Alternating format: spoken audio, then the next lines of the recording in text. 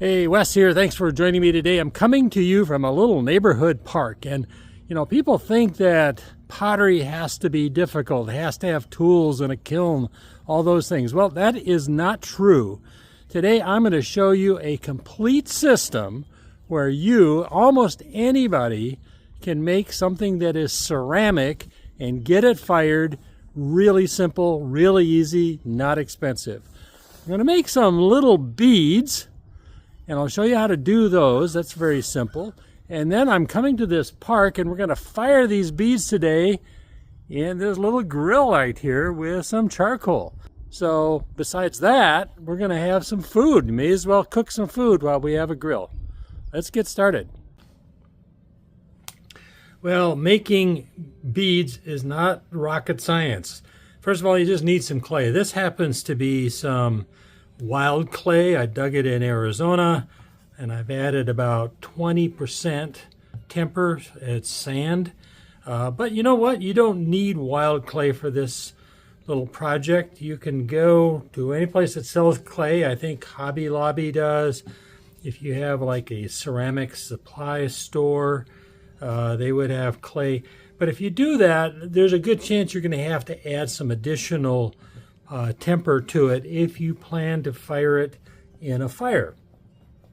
And that's what we're doing. They're kind of trying to make this kind of a primitive sort of experiment. And so that's my plan, is to fire this in a fire. I'm not sure what I'm going to use that. It might be wood, maybe charcoal, maybe coal, but something like that. So anyway, you just get a piece of clay and you roll it out like this. And you don't need very many tools. You need something to cut it with. It could be a knife. In this case, it's a hacksaw blade. And then this is kind of a nice way to do this, to cut off pieces that are all the same size. So I'm going to mark these out at 3/4 of an inch each. You can make it as big or as little as you want. Oh, this project seems to lend itself to larger size beads because of the hole and so on. Although you do need to keep in mind that whatever you make is going to shrink. And so it's also a good way, now that these are all roughly the same, and so ideally our beads are pretty similar. We don't want them to be all identical though, otherwise we can just go buy beads. These are individually handmade beads. And it works kind of nice to use an edge and just roll these to make them all about the same. It's not perfect, that doesn't matter. Okay, so these are all roughly the same size, close enough. And now the shape you decide to do is totally up to you. I mean, the sky is kind of the limit. The obvious shape is something that is kind of like a globe, something round. So just roll it in your hands. And we could just roll all of these and they would all turn out to be roughly the same. Now maybe you want them all to be different. That doesn't matter either, whatever you like. Now, I think there's a variety of ways to poke holes in these. I have found that a little drill bit seems to work pretty well. But I would encourage you to try other kinds of things. I'll show you some other choices that I have.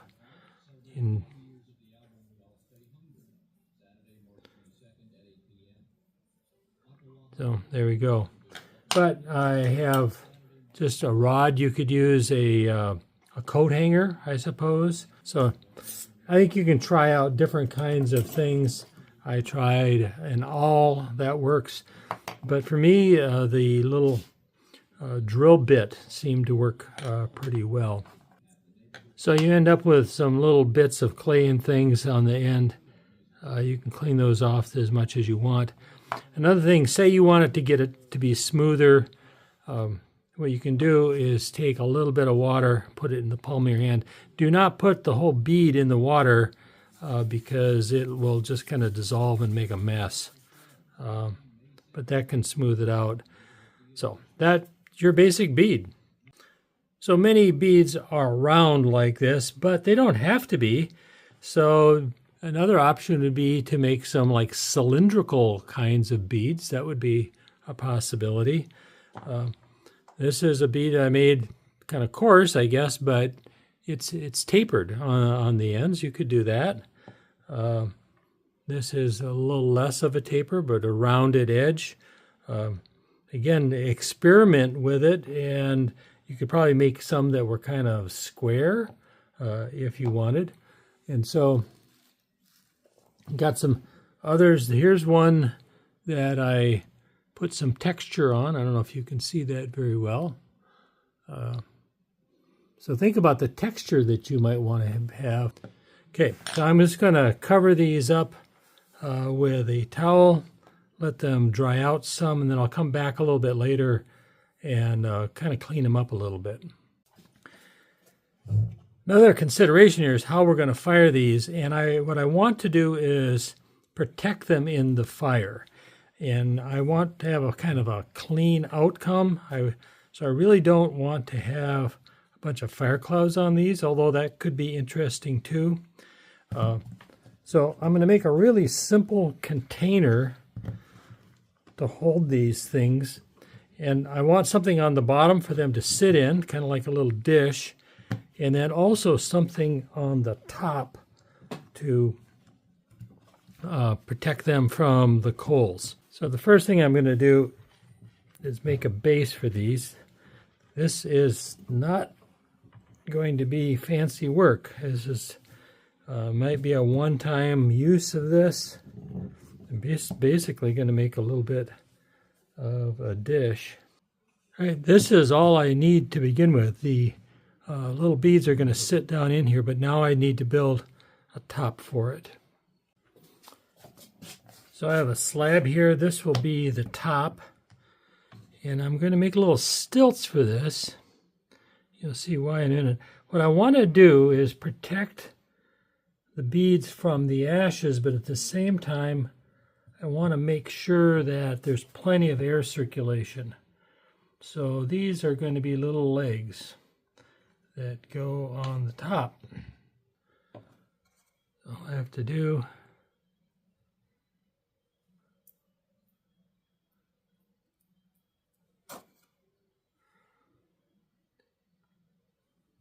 stick these on the top. So these are just equal spacers, that's all. And then connect these as best I can. And this really only has to last one time, although it'd be nice if it lasted more times than that. So here's my little dish, and so that's going to get inverted. I think I can do that. So it's going to sit like that. So I have air circulation all through it, but I've got protection on the top and the bottom. So once this dries out, I'll show you again what that looks like. The beads have sat overnight. They are leather hard, and we could just use them just exactly the way they are, but I think it would be good to clean them up a little bit. So at least with some of them, at my polishing stone, I'm going to polish them a little bit. They're soft enough so that they still will, you can form them a little, but I want to get all the little bumps and cuts and that sort of thing off of it. But then I think an area you really do want to take care of is right on the end. A lot of times you get little pieces of clay. So I have this is a nail punch, but it's tapered. So I can just clean up that hole a little bit. And if there's anything down in the middle, I can take my rod or drill bit or whatever I've got and clean that up. But I think that is basically ready just to dry now. And once they're dried, we're going to stick them in a charcoal fire. So here are the beads. They look fine. They've been drying for, I think, 3 days or so. But what I'm going to do is fire these tomorrow, and I'm going to put them in my oven in the kitchen for probably about an hour at 200 degrees to make sure they just completely dry out. Although I don't think we're at a lot of risk with these things breaking, but they are ready to go. Now, so you can just leave these just as they are and fire them, and they're good to go. And you can use different kinds of clay, different colors of clay. But just for fun, I painted some of these. Now, these I just painted solid colors. This is kind of a mottled color. This is just a red. You could use red clay for this too. Here's another solid color, a little bit different. And these, though, I painted little designs on them. So, you know, beads can be kind of decorative. They could be jewelry, but they can also be prayer beads. If you want to make prayer beads, you could do that as well. I want to show you the system I have for firing these beads. I made kind of a little dish with little legs on it. The beads will go on the inside of that, more or less like that. And then I have a lid for it. It's just like a pookie-like thing that'll go on top. So it's going to serve two purposes. One, it have open on the side so I get good air circulation and make sure everything gets hot. Everything is going to get covered with charcoal, and so having the little top on it will keep the charcoal off of the beads, and hopefully I have a reasonably clean product when I am done. So here is the grill. It has a part that raises up and down, and here's what I think I want to do. The biggest issue with these grills is they lack the amount of ventilation you really want. We want a hot fire. That usually means plenty of air. So I'm going to leave this on the very lowest level so air can get underneath. Put some charcoal here, my pottery or the little beads, and then some more charcoal over the top. I'm also kind of pointing this towards the wind so the wind will blow through here and get as much ventilation as possible. So I have this little bag of charcoal. I got a feeling that isn't going to be quite enough, so I brought some other charcoal along, but we'll see how this works out. So start out with a little bit of charcoal on the bottom. Okay, here's our little rack for our beads, I guess. I don't know what you call it. And this may break in the process, it's no big deal. So I'm going to set it on top of the charcoal, put the lid on that, and then let's get the charcoal out here. Let's stack that up.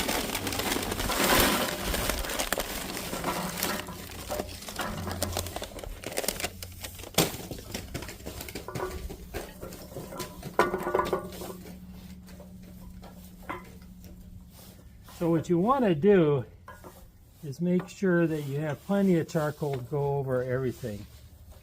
And so I can see that one little bag is not going to be enough. That's okay.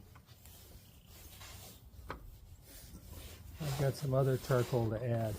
Now this is a self-lighting charcoal. I can smell the lighter fluid. That's not important one way or another, I don't think. But what you don't want to do is get lighter fluid directly on your beads or whatever pottery you're making. And you know, in this case I'm making beads, but if you had a small pot, like a coffee cup or something like that, that would certainly work out just fine. So I have some other, this is lump charcoal. You could just use briquettes. I found that the really cheap briquettes don't work very well. And there was a couple of pieces of wood sitting in this when I got here. So I'm going to go ahead and put those on there too. Fine. I have some just regular charcoal lighter. Again, this is a self-lighting charcoal, so maybe this isn't necessary. I don't know. We'll find out.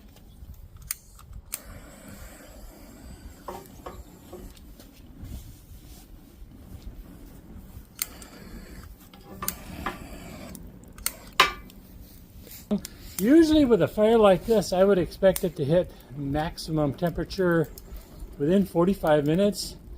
We'll see. It's a little bit of a breeze today, and normally I like to avoid that, but I want the maximum amount of airflow as I can here. One of the big issues with these kind of grills is they have almost no ventilation, which is maybe nice for safety, but it's not good for getting a good fire going. this is working out better than I expected, and I attribute it to a couple of things. One, down here, this is an open space, so the air can get underneath the fire and fuel the fire with good oxygen. Plus, the wind is blowing towards the fire here, and so I'm getting a really good draft, and it's causing the charcoal to burn pretty quickly, which is exactly what I'm looking for. So it would be terrible to come to a park and have a barbecue without some food, so I have a couple of things to cook here. I'm going to lay them next to the fire and get them hot, and we'll have a little lunch later on. Firing and where to fire your pottery is kind of a challenge for a lot of people, particularly if you live in an apartment or that kind of situation, or just don't have a yard that will allow you to fire pottery. So coming to a park like this is a real option. Many of them have little barbecue units like this, and it looks to me like they will work just fine for firing small pieces of pottery. I'm a little bit surprised, but I measured the temperature right down in the middle there. That's hot. And I was getting temperatures as high as 900 Celsius. That's incredible. Well, this experiment has been going on for an hour. So let's check our food here. So I have some sweet potato and some Brussels sprouts. Those are looking good.